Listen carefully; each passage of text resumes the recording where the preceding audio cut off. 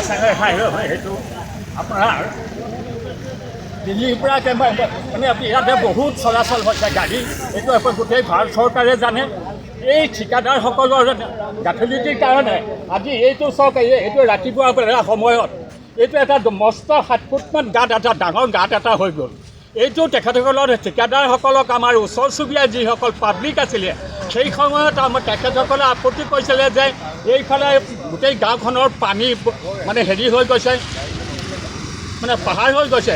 এই কালভাৰটো বনাবৰ টাইমত তেখেতসকলক 10 ফুটমান দিবলৈ কৈছিলে, কিন্তু তেখেতসকলে এইটো কালভাৰটো দি দিলে মাত্ৰ 8 ফুট।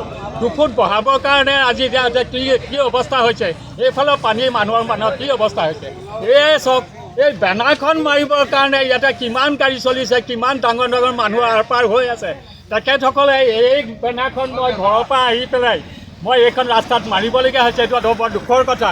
চবচে দুখৰ কথা এই বেয়া লাগিছে, এইটো এই কালভাৰটোত যদি কোনোবা এজন মানুহ এই যাত্ৰী যেতিয়া আহে, এই গাঁতটো কিমান দ আপোনালোকে এইটোৱে চাওক। যিকোনো খবৰ বিজ্ঞাপনৰ বাবে যোগাযোগ কৰক 7896121996।